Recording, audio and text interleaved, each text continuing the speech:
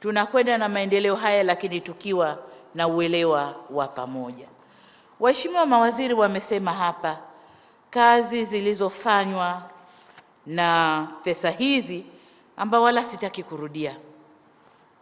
Kazi imeendelea, madarasa yamejengwa, sekta ya afya mambo yanaendelea, maji mambo yanaendelea.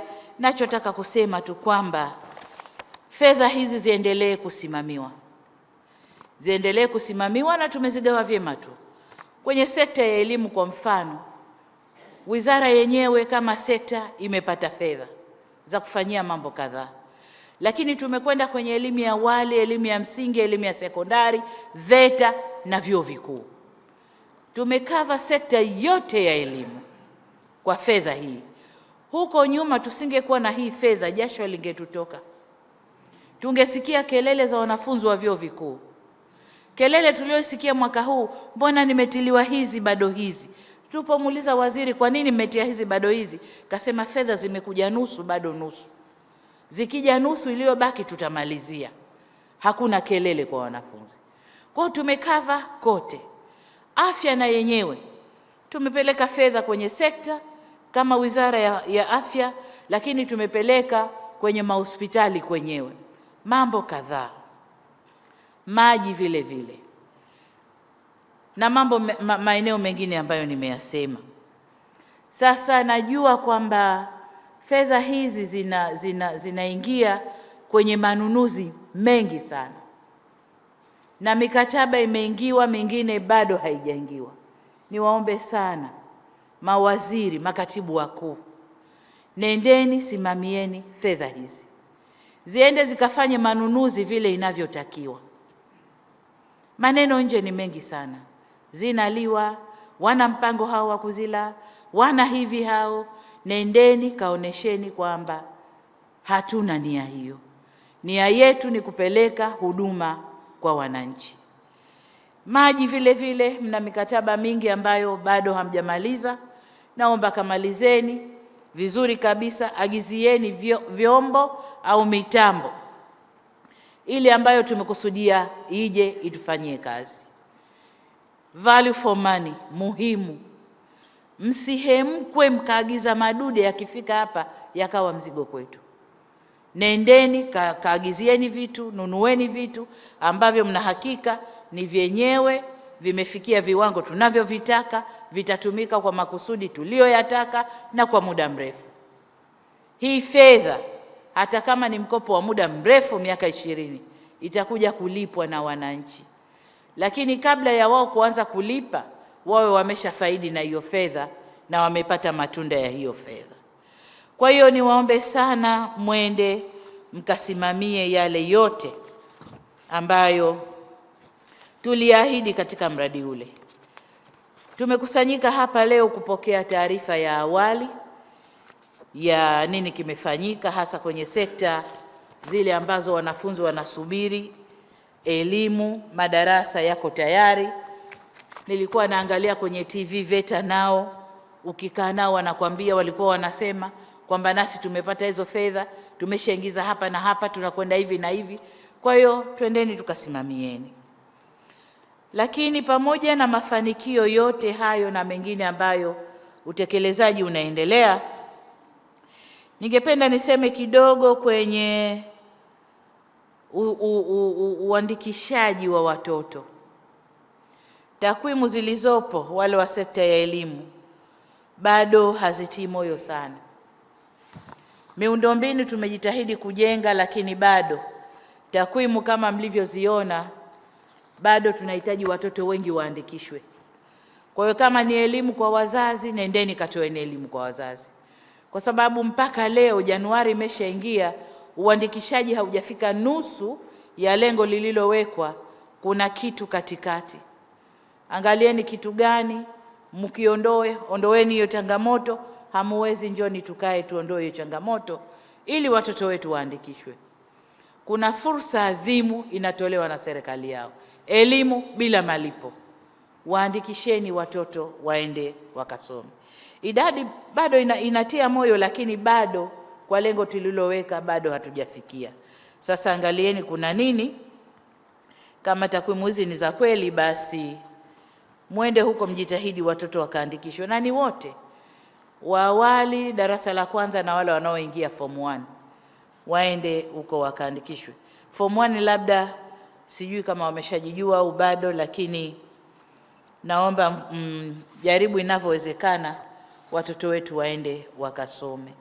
Kwa upande wa afya, kama nilivyosema, ni kumalizia maeneo tulioanza, lakini pia uagiziaji wa vifaa.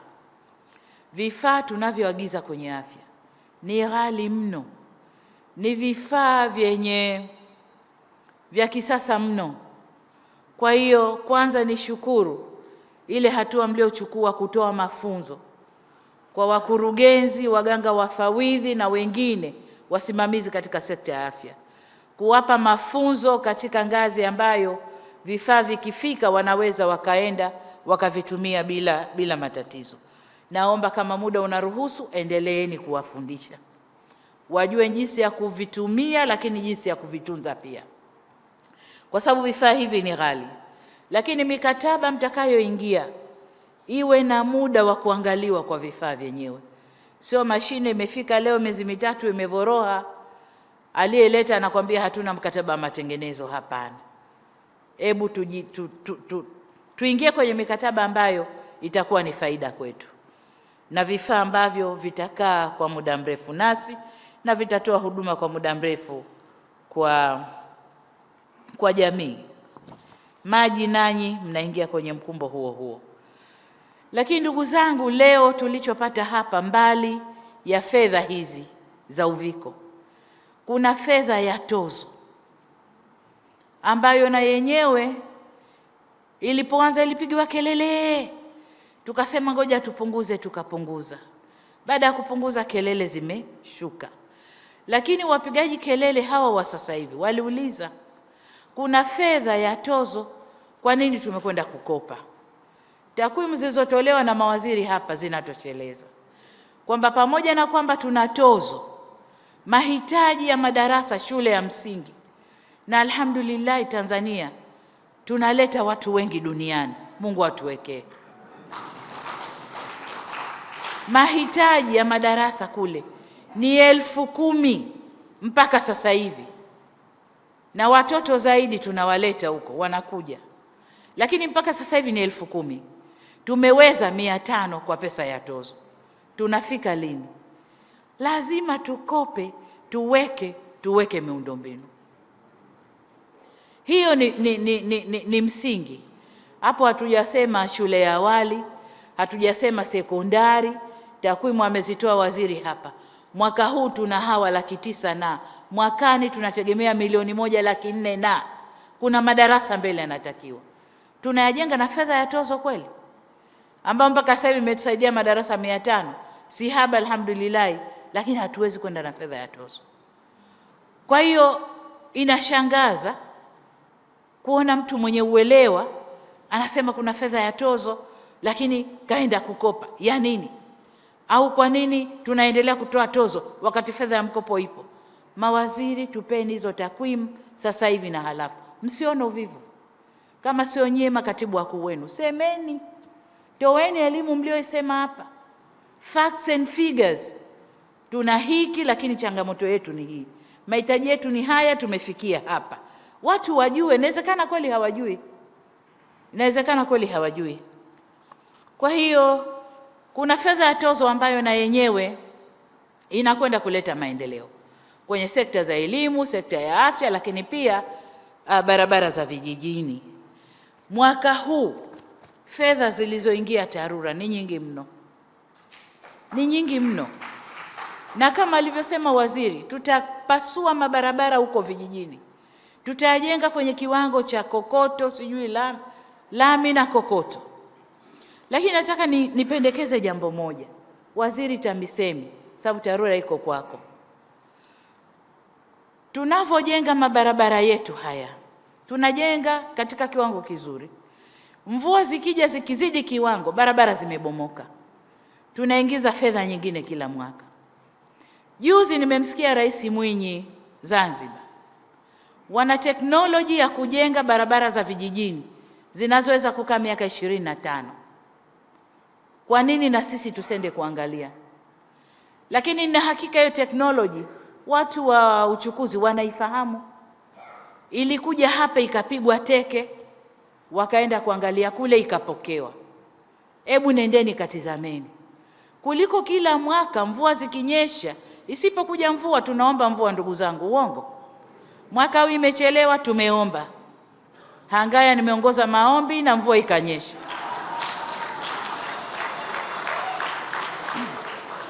Mvua ikanyesha. Mwanza pale maajabu, majiwe ya barafu kabisa. Mungu alitujibu pale pale. Lakini mvua ikaendelea kunyesha. Na hii inaonyesha, jana sijui inasoma nyumba kadhaa huko zimeshaharibika. Kwa hiyo mvua itanyesha. Ikinyesha nyingi, Mungu akituletea nyingi tunapokea, akituletea kidogo tunamwambia tuongeze. Lakini inapokuja inaleta na maafa. Kwa na mabarabara ni hivyo hivyo. Tutaingiza mapesa mwaka huu, mwakani mvua imekuja tena mapesa. Hebu tuendeni tukatumia hiyo teknoloji ya miaka 25. Tutapata kupungua, tutapata kufanya mengine. Nilikuwa nizungumzia swala la utunzaji wa hiyo miradi, vifaa na nini ambayo nimeshasema. Niwaombe sana sana sana mwende mkatunze hivyo vifaa. Watu wafundishwe utunzaji wa hivyo vifaa. Ndugu zangu, siku ile ya tarehe 19 Machi, wakati mnanitwika huu mzigo, niliapa kwa Mungu na Mungu alinishuhudia kwamba nitajitahidi ninavyoweza kuiletea nchi hii maendeleo na kunyanyua hali za watu. Kwa ujumla kuleta ustawi wa nchi hii. Kuleta ustawi wa nchi hii si miujiza. Lazima utumie kila mbinu iliyopo unayoweza kuitumia ili ustawi wa nchi uje. Kwa hiyo kama kuna tozo, tutaendelea kutozana tozo. Tutaendelea kutozana tozo. Na sisi sio wa awali kwenye tozo. Manchi chungu mzima wana matozo makubwa kuliko ya kwetu, hata hao walioendelea. Kwa tutaendelea. Kama ni kukopa kutatusaidia, tutakopa. Kama ninavyosema kila siku, tutaangalia aina ya mikopo. Tutaangalia aina ya mikopo. Juzi hapa nimemtuma waziri wangu wa fedha Mwigulu na mwenziwe wa Zanzibar, nikamwambia hebu zungukeni. Nikawatajia majina ya mifuko ya kwenda. Nendeni kawaoneni hawa watu. Semeni nimekutumeni, nendeni na barua hizi. Wamekwenda. Wamepata commitment ya trilioni 7. Hiyo ikiwemo mikopo nafuu pamoja na za kugaiwa. Mbinu mbalimbali zinazoweza kutumika. Kwa hiyo tutaendelea ndugu zangu. Wala sitasema kwamba mikopo basi madhali inachefua watu. Tunaposema tulete maendeleo, lazima mikopo iwepo. Wanasema don't judge the book kwa cover yake. Wamenitizama nilivyo wakasema wanijaribu. Wamekosea, hapa sipo. Lakini uzuri ni kwamba mimi nilitoa ufafanuzi siku moja tu.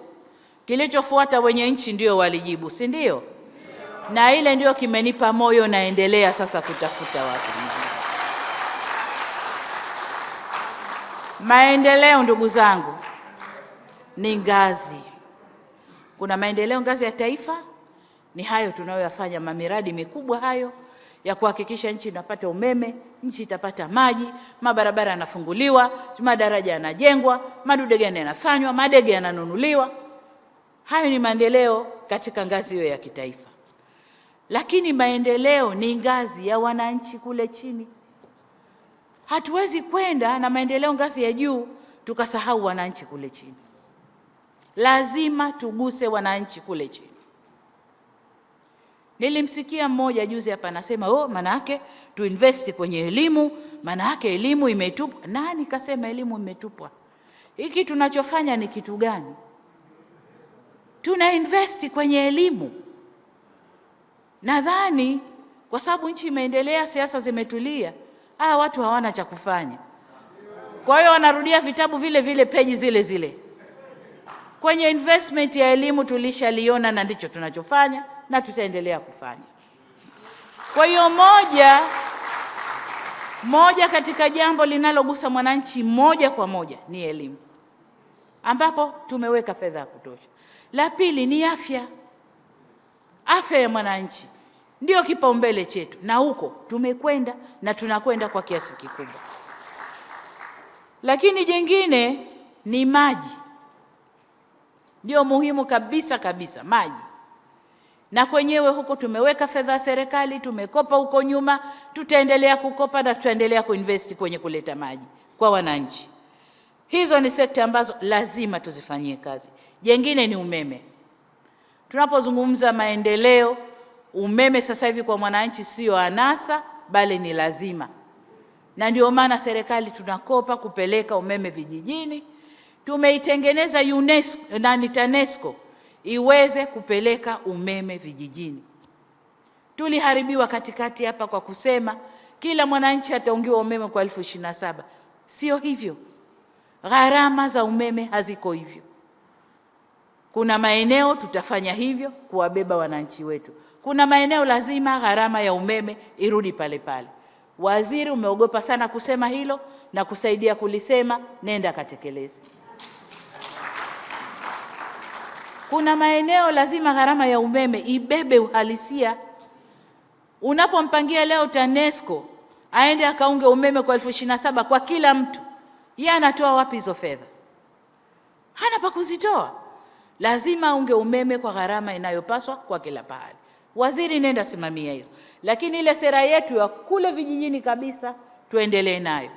Leo juzi nilikuwa naona watu wanalia kwenye TV. Wameshalipa miezi kadhaa, umeme hawaungiwi. Ukiuliza TANESCO wanasema hatuna nguzo, hatuna vifaa.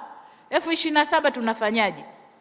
Kwa hiyo waziri, nenda lisimamie, watu walipe fedha inayotakiwa.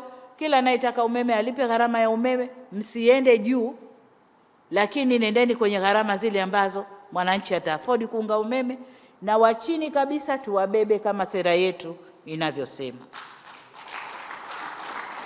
Lakini jingine kwenye maendeleo na linamgusa mwananchi kule chini ni kumtengezea njia, barabara hizo nilizosema za vijijini. Watu wanalima, mazao yako ndani, hayawezi kutoka. Serikali zimeanza huko, tulianza.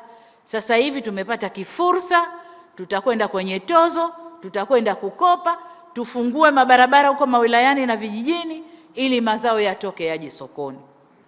Lakini pia tuongeze fursa za watu kusafiri na kusafirisha vitu. Kwa hiyo eneo jingine ni hilo. Eneo jingine kubwa zaidi, muhimu zaidi, ni kazi za Watanzania. Na kazi za Watanzania ni kilimo, uvuvi na ufugaji. Tunakwenda kuweka mkazo huko. Ameanza waziri wa fedha, amesema kidogo. Niliko watuma juzi, niliwaambia nendeni hebu semeni sekta ya kilimo na sekta nyingine hizo. Lakini tunaposema kilimo ni umwagiliaji, uvuvi na ufugaji. Hebu nendeni. Amefanikiwa. Tukimaliza majadiliano nao, tukisaini mikataba nao, tuna fedha ya kutosha kwenye maeneo ya kumwagilia, lakini pia kwa wavuvi pamoja na wafugaji. Kwa hiyo tunakwenda kuhakikisha mambo yanayomhusu Mtanzania kule chini ndiyo tunakwenda kuyafanyia kazi pamoja na haya ya juu huku. Kwa tutakwenda ngazi ya juu, lakini muhimu zaidi ngazi ya chini. Kwa ndugu zangu, kwenye kufanya hivyo, mikopo ni lazima. Ni lazima. Wala sitaki kuwadanganya hapa, wala sitaki kuambia chochote, ni lazima. Lakini jengine katika mikopo ile, fedha inapokuja ikatumika ndani ya nchi, tunasaidia kujenga uchumi wa nchi. Mzunguko wa fedha ndani ya nchi. Leo wakandarasi waliopata kazi vijijini kule, waliopata kazi katika ngazi za mawilaya, mabarabara, maji na mambo mengine yote, fedha inazunguka ndani ya nchi. Husikii mtu sasa analia ukata mifuko mitupu. Hakuna. Anayefanya hivyo hafanyi kazi, hajitumi. Ndio ambaye hana kitu mfukoni. Lakini wanaojituma, wanaokwenda kutumika kwenye miradi inayojengwa, hawalii na ukata, ndugu zangu. Kwa hiyo fedha hii mbali ya kujenga miundombinu imesaidia kujenga uchumi ndani ya nchi. Sasa mtu aniambie mikopo mibaya haifai, huyu mama kakopa tu. Sasa serikali ya kukopa kopa haikuanza mwaka 2021. Serikali ya kukopa kopa toka tumepata uhuru tuna serikali ya kukopa kopa, na tulifika kipindi tukakopa sana na jina tukabadilishwa tukaitwa high indebted country, tukapelekwa kwenye maadjustment tukayamaliza, tukawa huru. Tumekopa kopa kote huko na maendeleo yaliyopatikana yote ni ya kukopa kopa. Haiwi ajabu leo tukikopa iwe kioja, si kioja. Tunaendeleza tu maendeleo ya watu.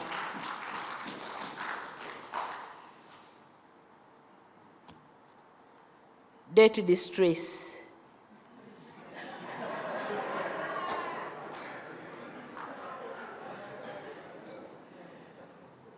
Kuna siku waziri wangu wa fedha kanipigia simu mara 3 usiku. Kasema Mwigulu hajui nimelala saa hizi. Napiga ya kwanza, ya pili. Nikasema ngoja nimsikilize. Inawezekana kumbe tayari ameshakuwa distress na hayo madeni. Kichwa kimemchanganyika. Mama, ndiyo. Salama mwanangu, saizi salama mama. Nini? Anaambia unajua mama, baada ya haya tulioyafanya, IMF wamenipigia. Wamesema kwamba na zile zilizobaki watatupa kwa terms hizi bila riba kwa miaka 20. Kaambia habari nzuri, mbona uko juu juu? Akaniambia niko juu juu kwa sababu. Kaambia ndiyo. Sema tuna madeni yamesha machua. Interest rate ni kubwa. Tutakwenda kufanya kazi ya kukusanya tulipe. Hakuna maendeleo.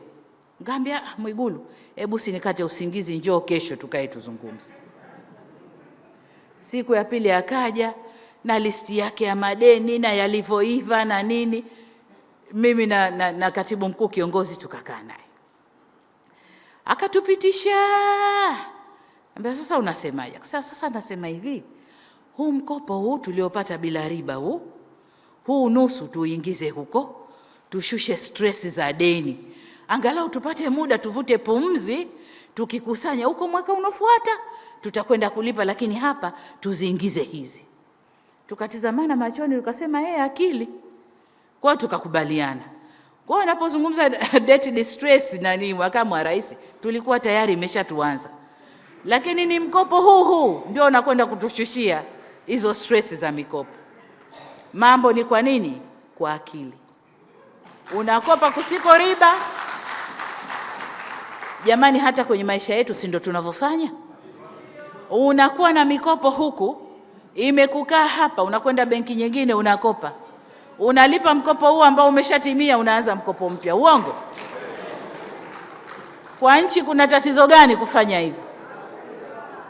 Tutakopa mikopo iso riba, tulipe ile ya riba kubwa ili tupate nafuu. Hiyo ndio debt distress. Kwa hiyo tunafanya distressing ya deni. Tunapunguza ule uchovu wa deni. Kwa hiyo mwalimu wetu yuko hapa na atatusaidia. Haya, ndugu zangu, katibu mkuu alisema ukimwona adui yako anapiga kelele ujue labda umemshika pabaya au nini. Sasa nisingeshangaa kama adui yangu ndio angepiga kelele. Na hapa inanikumbusha hadithi moja. Kuna mtu mmoja wise man wa Makamo, nilipotuishwa huu mzigo akanitafuta, alivyonipata akanambia mama, nimekuja kukupa hongera lakini pole. Nikaambia napokea. Akanipa mawaidha mengi, akanambia lakini nataka nikwambie, atakaye kusumbua kwenye kazi yako na uongozi wako ni shati ya kijani mwenzio, wala si mpinzani. Huyu ndio atakaye kusumbua. Mpinzani atakutizama unafanya nini. Ukimaliza hoja zao hawana maneno. Lakini shati ya kijani mwenzio anayetizama mbele mwaka 2025 2030, huyu ndio atakaye kusumbua. Nataka niwaambie ndicho kinachotokea. Ndicho kinachotokea. kwa sababu huwezi kufikiria mtu mliyemwamini, mshika muhimili, ende akasimame aseme yale. Ni stress ya 2025. Lakini jengine ni kwamba wakati mmenikabidhi mzigo, nilianza kusikia lugha zinasemwa serikali ya mpito, serikali ya mpito. Bungeni huko kwa kina Kasim, serikali ya mpito, serikali ya mpito, serikali ya mpito. Karudi kwenye katiba, nikaenda nikaangalia serikali ya mpito imeandikwa wapi kwenye katiba. Ikitokea nini kunakuwa na serikali ya mpito, sikuona. Ngasema okay, twendeni. Lakini watu wakatizama mtu aliyeshika kitabu kuwapa, wakamfanyia tathmini, wakamfanyia yote walioyafanya, wakampa grade yake, wakamweka pale. Sasa yanayotokea, hawaamini kwamba yule mtu aliyempa ile thamani ndio anayafanya.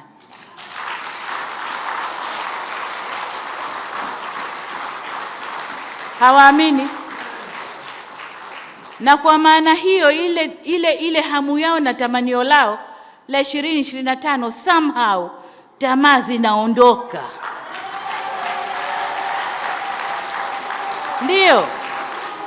Ndio.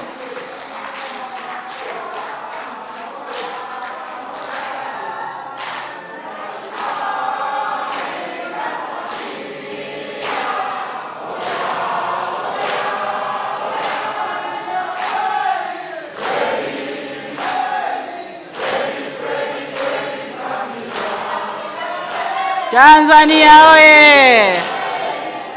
Haya jamani,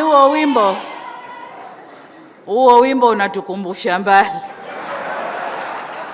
Wale wakongwe wenzangu kwenye CCM mtaukumbuka. Unatukumbusha mbali.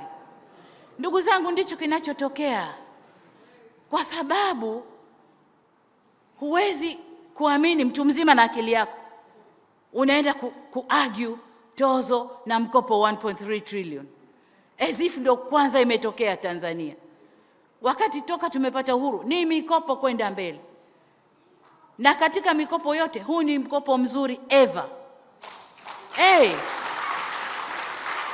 Mtu na akili yake anakwenda kusimama ana argue, ni uhuru wake kusema chochote.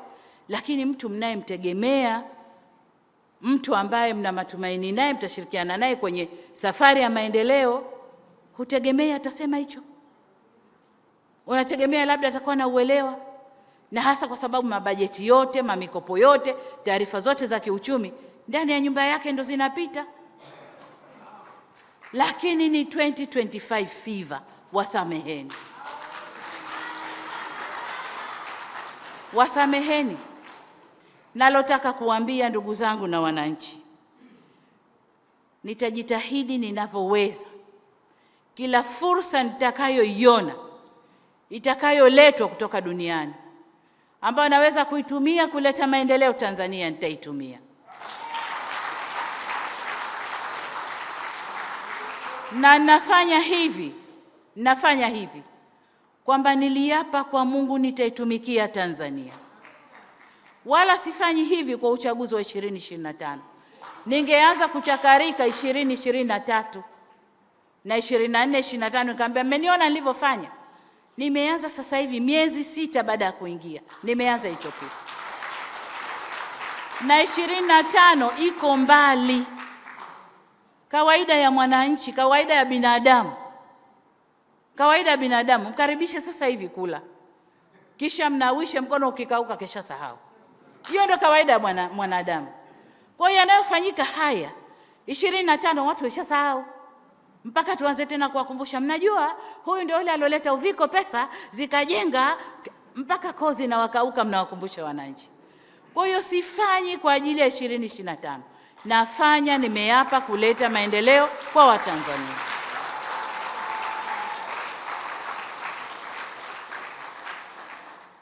Na wenzangu mnaonisaidia, nanyi msimame hivyo. Baadhi yenu hamko hivyo. Baadhi yenu mmeshajitia kwenye makundi huko, hamsemi. hamsemi. Wenye viti na nyie pia mmo, baadhi yenu mko huko, mko. Tunachotizama sasa ni maendeleo kwa Watanzania ya 2025. Sijui mwakani mnapanga waneki na wenye viti, shauri yenu, kapangeni. Mimi ninachoangalia maendeleo kwa Watanzania.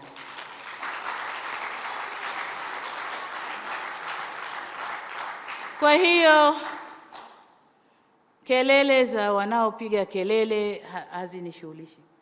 Mmerudia hapa mara 6, mama usivunjike moyo, mama usivunjike moyo, endelea. Sio moyo huu, huu sio wa gilasi. Moyo wangu mimi sio wa gilasi, ni moyo wa nyama iliyoumbwa na Mungu. Kwa hiyo nishikeni mkono, twende kwa maendeleo na Watanzania.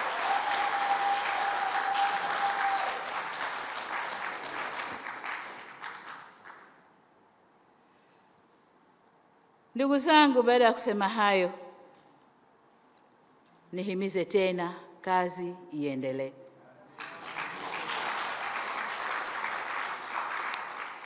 Nimeweka watu nao waamini mtanisaidia kazi.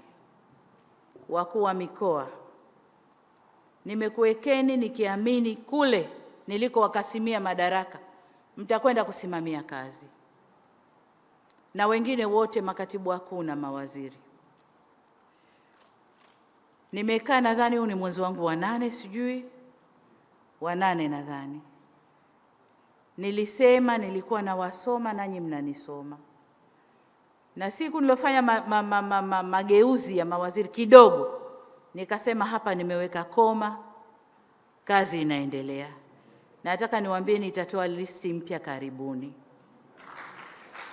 Wale wote nao hisi wanaweza kwenda na mimi kwenye kazi ya maendeleo ya Watanzania, nitakwenda nao. Lakini wale wote nao hisi ndoto zao ni kule na wanafanya kazi kwa ajili ya kule, nitawapa nafasi waende wakajitayarishe vizuri huko nje.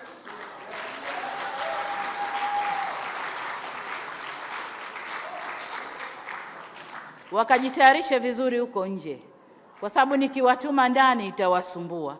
Kwa bora niwape nafasi wakae nje, wajitayarishe, tukutane huko mbele ya safari. Kwa ndugu zangu, lengo letu ni maendeleo kwa Watanzania. Jamhuri ya Muungano wa Tanzania. Sijawasikia. Jamhuri ya Muungano wa Tanzania.